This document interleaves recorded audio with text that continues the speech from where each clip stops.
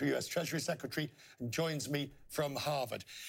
I guess, Larry Summers, the reality, I mean, it's important, even though it's micro and looking at the small stuff, but it's important to show the Harley-Davidson situation or Daimler-Benz, which says it's going to have to shift production, because this is the real effect of the trade wars that economists like you warn us about. Richard, for me, this is about working people. This is about working people who lose their jobs in states like Michigan and Ohio, and other working people who get jobs in France. This is about working people in the Midwest who aren't able to do their jobs anymore because the companies they work for can't procure steel at a reasonable price because of the tariffs. This is about people who work in sales, in automobile dealerships, who are going to lose those jobs in sales because it's going to become so much more expensive to bring a car in to this country. This is about companies that are going to close that would have been saved by an investment from China or another country. Right. You know, people make all kinds of comments about the international system and all of that. And that's very important. But fundamentally, this is about jobs for Americans, and the president's blunderbuss, incompetent negotiating strategy is going to mean fewer Americans working at lower pay and with less purchasing power for the pay they do get. And that's why all of this is a tragic error. The president points out, though, for many decades that the U.S., in his view, has been taken advantage of. And that when, let's take, for example, China, everyone accepts that there have been unfair trading practices by China. But no other administration, he would argue, beside himself, has been prepared to do anything about it and face them down. He says that, but China had a 9% of GDP trade surplus when President Obama took office, at a 1.5% of GDP trade surplus when President Obama left office. President Trump's policies of running up our budget deficit are going to make more trade deficits inevitable. He's not reducing our trade deficit. He's not increasing our competitiveness. On his watch, we're slashing the funding that would give us a prospect of keeping up in crucial industries like artificial intelligence. He's going to make every problem he describes worse. On the question, we'll move off trade in just a second, but I just want to finish on this point. For example, the threat to introduce 20% tariffs against European car makers. Now, there is a discrepancy. Both sides admit it. The US charges a lower tariff than the EU does on automobile exports and imports. Is that fair? Look, you have to look at these things in the context of all the goods and services that are traded. You have to look at it in the context of all the rules and regulations. Would I like Europe to reduce its trade barriers? Yes. Is threatening to shoot ourselves in the foot by raising the price of every input that we get from Europe a good strategy for responding to that problem? I very seriously doubt it. Is entering into the worst conflict with Europe in the last 50 years in the economic area a good idea when the really serious competitor is China? I gravely doubt it. Is isolating ourselves at the moment of our greatest challenge prudent policy? I don't think so. Is making threats that take our own stock market down by an amount that reduces American wealth by hundreds of billions of dollars an effective strategy?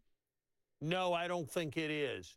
It's not that President Trump hasn't identified some legitimate issues. Of course, there are legitimate issues with trade with China. It's that all previous presidents have believed in the Hippocratic Oath. First, do no harm with your policies. There are measured, prudent, responsible, alliance-based, law-based policies for addressing these problems with China. They're the kind of thing that reduce China's surplus from 10% of GDP to 1.5% of GDP. But this approach, that's not it. If we look at the latest polling numbers, and I know one doesn't want to put too much store by them, but they are a good barometer, and politicians use them on both sides. His popularity is going up, which suggests, Mr. Secretary, that I guess standing up for the ordinary American, at least appearing to, in your view, is a successful political strategy that is winning the president popularity. How do the Democrats fight that? Richard, I hope, I trust they're not going to fight it by watching the little twiddles from 41 to 43 or 44 in a president's approval rating. Bill Clinton said several things to us that I thought were very wise.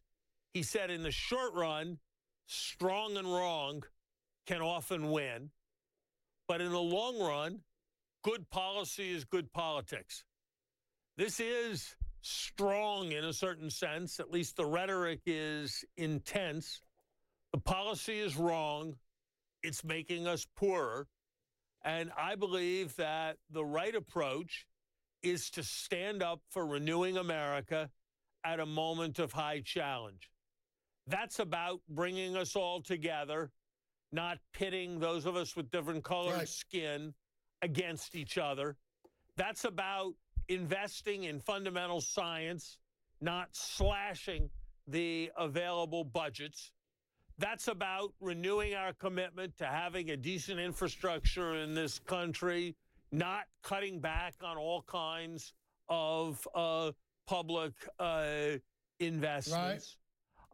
That's about working to bring other countries with us to meet our greatest challenge, which is China, not going into conflict in every direction and talking about how Canada's going to burn the White House. So, yes, this is about standing up for people, but it's about standing up for people in a way that will actually make them better off. Finally, Mr. Summers, I've interviewed you numerous times over more years than probably either of us would like to remember. You seem fired up. You seem, you seem like you've got the bit between the teeth with it on this, almost irritated at the arguments. The arguments are not getting through. Richard, I've been watching economic policy now for close to 40 years. And certainly there have been many moments when I disagreed with the administration. But I have not seen a moment in 40 years when policy seemed to me so fundamentally misdirected and so likely to damage not some overall abstraction of American leadership, but so likely to make middle-class Americans poorer. And when they become poorer, they will be angrier and more bitter. And that, I think, is a real threat to our democracy. And so if I seem heated up, it's not because of anything partisan. I've thought Democratic presidents made mistakes, and I've thought Republican presidents did important things right sometimes.